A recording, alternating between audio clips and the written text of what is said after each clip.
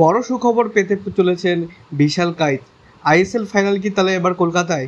East বেঙ্গলের Australian big target হাতছাড়া হয়ে গেল। তো hello guys, welcome to channel Bangabandhu বক্সত ভিডিওতে আপনাদের সবাইকে স্বাগত। আজকে আমি নিয়েছি ইন্ডিয়ান ফুটবল আপডেটস আর একটি পর্বতে চলুন একদমই দেরি না করে ভিডিওটা শুরু করা যায়।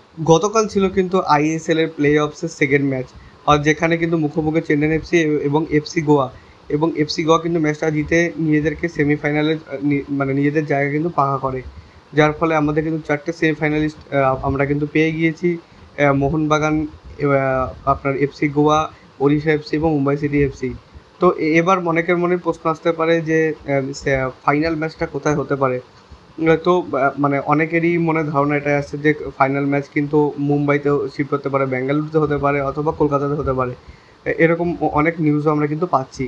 কিন্তু একটা জিনিস আমি আপনাদেরকে ক্লিয়ার বলতে চাই, সেটা হলো গিয়ে মানে কল্যাণ চৌবে তিনি কিন্তু দেখেছেন যেদিন মানে শিল্ডের ম্যাচটা ছিল, মানে যেদিন শিল্ডের ডেফিনেটিভ ম্যাচটা ছিল, সেই ম্যাচে কিন্তু প্রায় 62 থেকে 63 হাজার জন লোক হয়েছিল মোহনবাগানের সমর্থনে। তো সেরকমই কিন্তু চাইবেন যদি মোহনবাগান ফাইনালে ওঠে, তো আমার মনে হয় ম্যাচটা কিন্তু কলকাতায় হবে। কিন্তু যদি বাই এনি চান্স যদি মোহনবাগান যদি হেরে যায় ওড়িশার কাছে 2 লেগেই, তো সেক্ষেত্রে আমার মনে হয় ম্যাচ কিন্তু মুম্বাইতেই হবে ফাইনাল। তো এইটা কিন্তু পুরোটাই মানে আমার অ্যাজাম্পশন থেকে বললাম, কিন্তু আমার মনে হয় এটাই কিন্তু হতে চলেছে। নেক্সট আপডেটটা মোহনবাগানের গোলকিপার বিশাল কাইতকে নিয়ে। তো বিশাল কাইতের একটা কিন্তু সুখবর পেতে পারেন। তো বিশাল কাইতের কিন্তু বর্তমানে ক্লিন শিট রয়েছে কিন্তু 8টা, এবং তার উপরে রয়েছেন পূর্বাল আচেনপা, যার কিন্তু 8টি গোল হচ্ছে, 8টি ক্লিন শিট রয়েছে, এবং তার উপরে রয়েছেন কিন্তু অমরিন্দর সিং। অমরিন্দরের কিন্তু 9টা ক্লিন শিট রয়েছে। তো বিশাল কাইতের কিন্তু 9টা ক্লিন শিট হয়ে যেত যদি আগের দিন তিনি মুম্বাই ম্যাচে গোলটা না খেতেন। তবে মানে বিশালের কাছে কিন্তু সুযোগ আছে এখনও। তিনি যদি ওড়িশার বিপক্ষে প্রথম দুটো ম্যাচে যে তিনি গোল না খান, যদি ক্লিন শিট বজায় রাখতে পারেন, তো সেক্ষেত্রে কিন্তু অনেকটা এগিয়ে যাবেন তিনি কিন্তু গোল্ডেন গ্লাভসের পাওয়ার জন্য। গত সিজনে কিন্তু গোল্ডেন গ্লাভস পেয়েছিলেন, এবং এই সিজনে তিনি কিন্তু গোল্ডেন গ্লাভস পাওয়ার জন্য অনেকটা এগিয়ে আছেন। তবে আমার মনে হয় না অমরিন্দরও মানে কোনো অংশে কিন্তু পিছিয়ে আছেন। তো মোহনবাগান ফ্যান্সরা আপনাদের কি বক্তব্য, এই সিজনেও কি তাহলে আগের বারের মতো বিশাল কাইত গোল্ডেন গ্লাভস পাবে, সেটা কিন্তু আমাকে অবশ্যই কমেন্টে জানাবেন। ইস্ট বেঙ্গল কিন্তু টার্গেট করেছিল জেমি ম্যাকলারেনকে। আমি নিজের আগের ভিডিওতে জানিয়েছি, মানে আগের একটা ভিডিও আগে জানিয়েছিলাম যে 30 বছর বয়সী অস্ট্রেলিয়ান স্ট্রাইকারকে কিন্তু পেতে চাইছে। তিনি কিন্তু মেলবোর্ন সিটিতে খেলতেন, মানে লাস্ট সিজন মেলবোর্নের সিটির হয়ে খেলছেন আর কি এই সিজনটাও। কিন্তু নেক্সট সিজন আমার যেইটুকুনি সোর্স থেকে খবর পেয়েছি, তিনি কিন্তু অকল্যান্ডে যেতে চলেছেন, অকল্যান্ড এফসি। তো এটা কিন্তু নিউজিল্যান্ডের ক্লাব, তারাও কিন্তু মানে এই লিগেই খেলে। তো যাই হোক, তার কিন্তু মানে ইন্ডিয়াতে এখন আসার কিন্তু কোনো ইন্টেনশন নেই।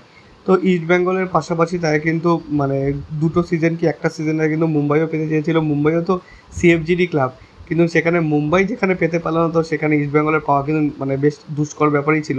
তো রিয়ালিস্টিক টার্গেট কোনো কালেই ছিল না। আমি কিন্তু নিজেও বলেছিলাম এটা, যে জেমি ম্যাকলারেন কিন্তু কোনোভাবে রিয়ালিস্টিক টার্গেট নয়, এটা জাস্ট একটা ওয়াইল্ড রিমার। তো যাই হোক, ইস্ট বেঙ্গলের কিন্তু টার্গেট করা উচিত কোনো ভালো একটা মানে লিগে কোয়ালিটিফুল এবং প্রুভেন স্ট্রাইকারের জন্য। ক্লেটন সিলভার পাশে যদি একজনকে খেলাতে পারে, তা কিন্তু যথেষ্ট ভালো হয়, কারণ ক্লেটনের কিন্তু বয়স বাড়ছে, এবং তিনি কিন্তু প্রতিটি ম্যাচ যে একই তালে খেলতে পারবেন সেটার কিন্তু কোনো গ্যারান্টি নেই। আর অ্যালেক্সিস স্যানচেজ কিন্তু 22 ম্যাচে তিনি কিন্তু 20টা গোল করেছেন।